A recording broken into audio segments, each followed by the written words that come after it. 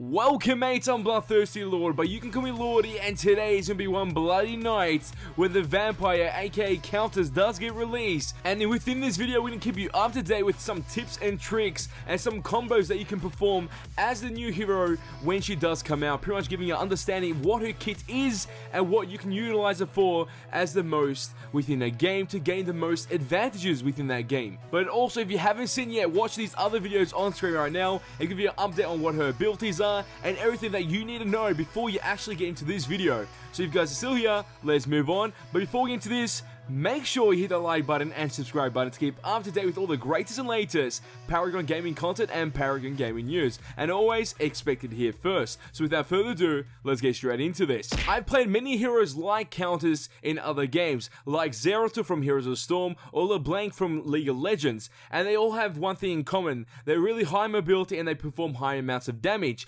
in a limited time span, which is really good. That means you perform really good with high DPS. And I enjoy those heroes because they're so aggressive, and that is my playstyle, and that's how I enjoy MOBAs. That's why I got into them, because of these heroes. So pretty much a quick overview of her abilities. Countess quickly spins her blades around her, causing damage in a circle around her. Passive: Countess regains a percentage of max health every time she kills an enemy, with bonus health for a hero kill. So within this ability, the passive ability of it is pretty much gaining more health every time you get a kill out of enemy or enemy unit or hero, and that means a lot. Keeps you alive and keeps you longer in the fight. But Blade Siphon is a spinning ability, does AoE damage around her, and it looks like it might do a bit. So you want to use that as a way to pretty much clean up enemies and pretty much sustain within a fight.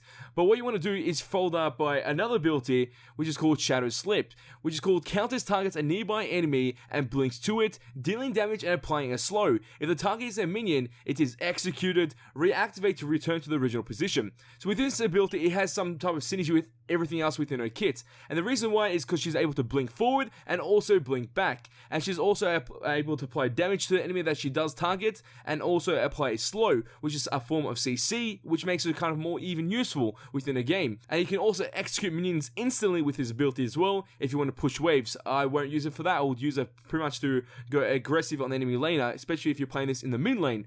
But you can use Shadow Slip to engage a fight, followed up by Blade Siphon to pretty much do some damage. Then you can re-trigger Shadow Slip to come back to your original position, and then they can't touch you, so you win that trait instantly. And then also, because they're slow, they can't catch up to you no matter what. That is a little combo that you can use against the enemy laner to be aggressive, but you can also be safe with that because you'll be able to preserve your mana and your health a lot more than the enemy player is, because they're going to be trying to waste more on you when you're just in and out doing damage. Her other ability is called Dark Tide. Countess sends out a rolling cloud of darkness in front of her, dealing damage to all enemies in the area of effect. So there's no CC out of this ability, it's just pure damage. And you can use this as a way to pretty much clear waves, but also use it as a poking damage ability. So what you can do is use your Shadow Slip to get close towards the enemy, followed up by immediately pressing the Blade Siphon and also the Dark Tide ability, which will make you do even more damage than the previous ability. But the thing is, you will be losing more mana because you're using more of your abilities in a short span of time. But it is crazy good for high DPS.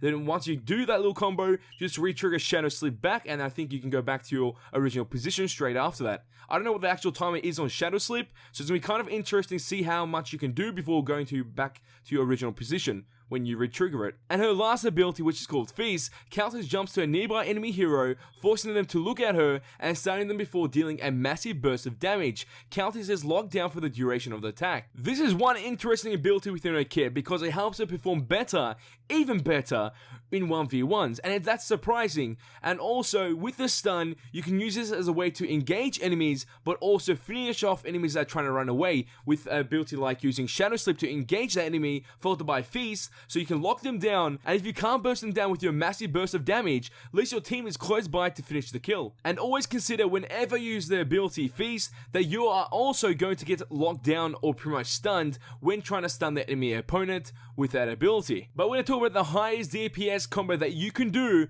with this hero once you get it. So what you want to do is activate Shadow Slip. You get close to the target, and you're already doing damage by using that ability, but you've also applied a slow on that enemy, followed up by Dark Tide, which is an area effect ability that goes in front of you, and if they're there for longer, obviously they're going to take even more damage. And whilst that is happening, activate Blade Siphon to do even more AoE damage around you, and also if you kill anything around like minions or any units or even an enemy hero, you gain some life steal back, which is very good to keep you in the fight. Then followed up by the ability Feast, which is going to lock down that enemy, and once they lock down for a period of time, I don't know what the actual time is for that, but the massive burst of damage is what counts, and that means you do even more damage, and by the time that's all completed, your abilities Blade Siphon and also Shadow Sleep should be up once more, hoping the cooldown is low on those abilities. And if they haven't died yet, you can use those two abilities to finish them off. This combo is very useful for doing high amounts of damage in a 1v1 type of fight, which pretty much requires you to full engage on that enemy, which means you have no type of disengage ability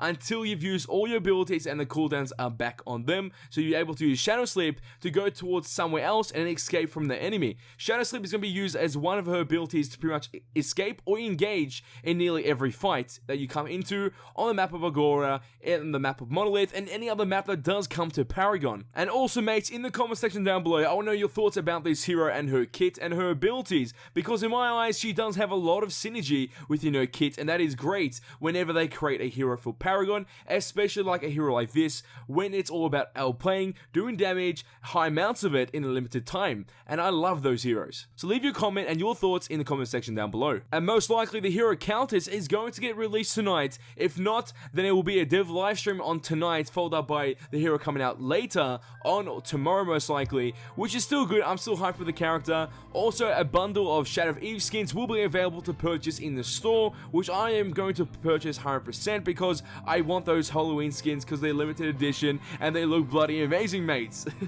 So mates, if you enjoyed this video, show your support by smashing that bloody like button. Let's try and get 100 likes on this video. It's not a big thing to us. I know you mates can do it. You've been doing it for the last week or so. It's been crazy, so let's try and hit that. And also, if you mates want to see more Paragon Gaming content and Paragon Gaming news on my channel, all you have to do is share this with your friends and hit that subscribe button to become a mate today. And that is all for this video. Oh, time to go, but don't you worry. We're back very soon. Hang out, boys, because he ain't seen nothing yet. It's actually going to be so awkward if the hero doesn't get released tonight, because I'm prepping, I'm getting everything ready, getting hyped for the hero. And if it comes out tomorrow, kind of devastated. Saying that it feels right.